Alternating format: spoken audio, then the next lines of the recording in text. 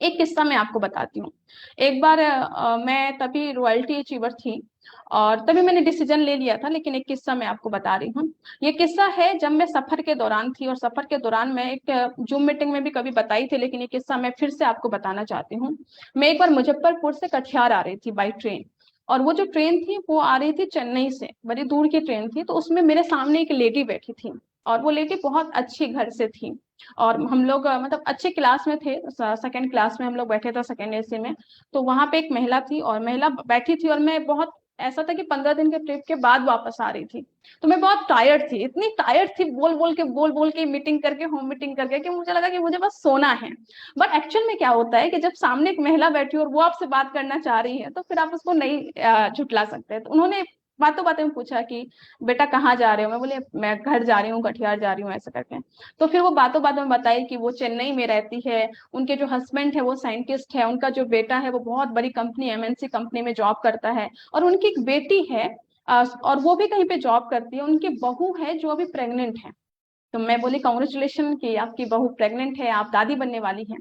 तो उन्होंने बोला कि हाँ बेटा, अभी जस्ट उन्होंने जा रही हूँ, अभी जस्ट वो रिजाइन करके आ रही है।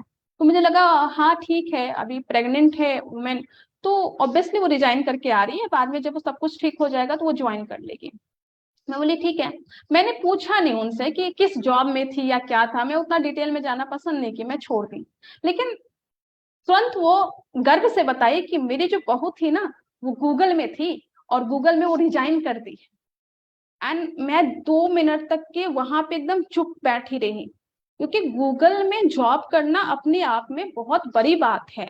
यहाँ बात पैकेज की नहीं है, बात है कि उस लेवल का करेज होना, उस लेवल का टैलेंट होना, जिस टैलेंट में आप उस लेवल पे जा पा रहे हैं, राइट।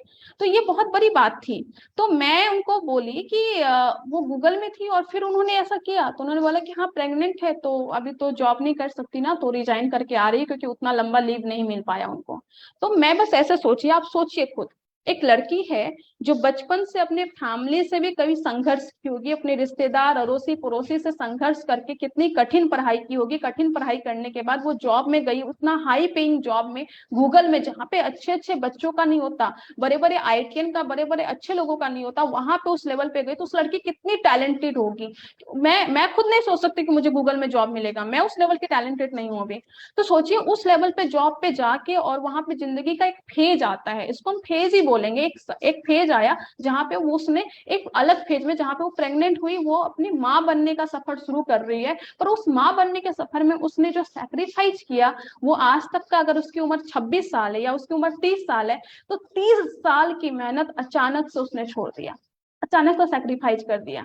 और ये चीज मुझे इतना झटका लगा कि मैं भी एक फीमेल हूँ, और हमारे पास आसपास बहुत सारी लड़कियां हैं। हम क्यों मेहनत कर रहे हैं, ये सवाल खुद से पूछिए, क्यों मेहनत कर रहे हैं। हम मेहनत करते हैं, पढ़ाई में बहुत अच्छा मार्क्स लाते हैं, एक अच्छा जॉब में जाते हैं, और जॉब जाने के बाद अगर हमारी शादी होती है और हस्बैंड का जॉब अगर कहीं दूसरी जगह है, तो हस्बैंड को कोई नहीं बोलता कि तुम जॉब छोड़ दो। लेकिन ये चीज फीमेल से, उस लड़की से उम्मीद की जाती है कि बेटा तुम्हारा पति तो उधर रहेगा ना, और तुम दोनों तो साथ ही रहोगे ना, तो एक काम करो, तुम ये जॉब छोड़ दो, दूसरा जॉब तो कहीं ना कहीं तो मिल ही जाएगा ना। और ये कह के वो जॉब छुड़वा देते हैं। अब दूसरा जॉब मिलेगा या नहीं मिलेगा वो बात की बात है, लेकिन सेक्रीफाइस किसने किया, उस लड़की ने। ये एक छोटी सी सेक्रीफाइस है, लेकिन जब माँ बनते हैं उसके बाद बड़ा सा सेक्रीफाइस करना पड़ता है। और मैं इसके खिलाफ नहीं हूँ, मैं गलत नहीं बोल रही हूँ। मेरी माँ ने अगर सेक्रीफाइस नहीं किया होता तो आज मेरी परवरिश इतनी अच्छी नहीं होती, मेरे संस्कार इतने अच्छे नहीं होते, मैं इतने अच्छे मुकाम पे नहीं होती। मैं ये नहीं कह रही हूँ कि किसी को नहीं करना चाहिए, मैं ये कहना चाह रही हूँ कि अगर हमारे पास ऑप्शन है एक ऐसा काम करने का, जो काम हमें ये सब सेक्रीफाइस करने नहीं देता।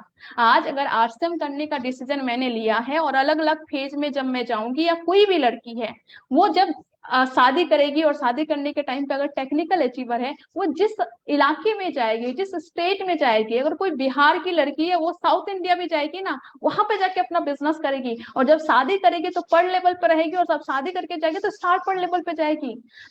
ये सबसे बड़ा एडवांटेज है आरसीएम बिजनेस का, जहां पे दूसरी जगह आपको हर बार, हर एक स्टेज में, आपकी शादी के टाइम पे, आपके बच्चे के टाइम पे, आपके बच्चे बड़े होंगे उस टाइम पे, आपके बच्चे की पढ़ाई होगी उस टाइम पे, बच्चे की शादी होगी उस टाइम पे, बच्चा बच्चा अगर फॉरेन जाएगा उस टाइम पे कहीं पे भी हर स्टेप में फीमेल को सेक्रीफाइस करना पड़ता है। बट ये एक ऐसी इंडस्ट्री है जहां पे आपको सेक्रीफाइस नहीं करना।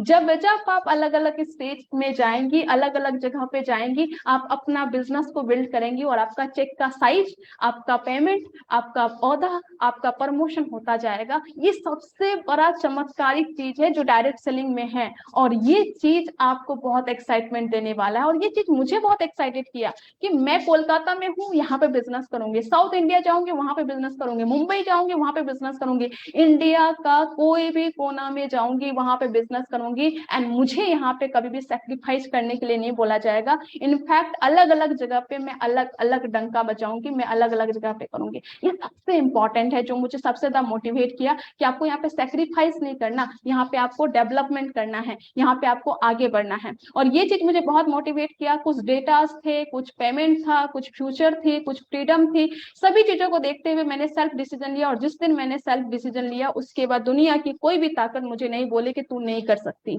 ये मेरा कमिटमेंट है। और जिस दिन आप सेल्फ डिसीजन ले लेते हैं उस दिन आपका कमिटमेंट आ जाता है। और जब कमिटमेंट आ जाता है तो आप खुद के लिए काम करने लगते हैं।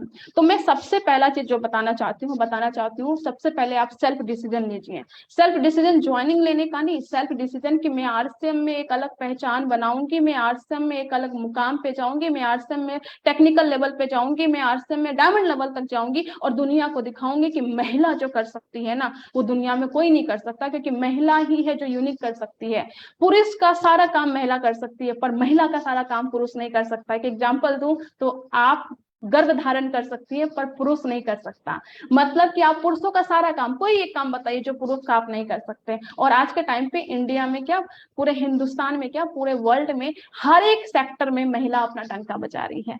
लेकिन महिला जो जो काम कर सकती है वो पुरुष नहीं कर सकता। महिला घर संभालते हुए जॉब कर सकती है पर पुरुष किसी को बोल दीजिए उसकी मतलब बैंड बढ़ जाएगी, क्योंकि वो टैलेंट उसमें नहीं है। जो मल्टी टैलेंटेड हमें ना एक साथ सब कुछ कर लेते हैं वो उनमें ताकत नहीं है। और यही कहते हैं कि ईश्वर की अलग कृपा है हम पे, भगवान की, अल्लाह की, खुदा की एक अलग कृपा है हम पे। पर जो अलग अलग पुरुष समाज ने, या कहते हैं ना हमारा पुरुष प्रधान समाज, इस पुरुष प्रधान समाज ने अपने को ऊंचा बढ़ाने के लिए हमें दबा दिया, लेकिन वो हमारे टैलेंट को दबा नहीं पाए, हमारे अंदर जो ताकत है उसको नहीं दबा पाए। उस ताकत को समझ के अगर हम काम करेंगे ना बहुत बड़े लेवल पे काम करेंगे। अपनी ताकत को समझिए, सेल्फ डिसीजन लीजिए और बड़े कमिटमेंट के साथ लग जाइए कि दुनिया इधर की उधर हो जाए, हमको तो बड़े मुकाम पे जाना है, मुझे तो डायमंड जाना है।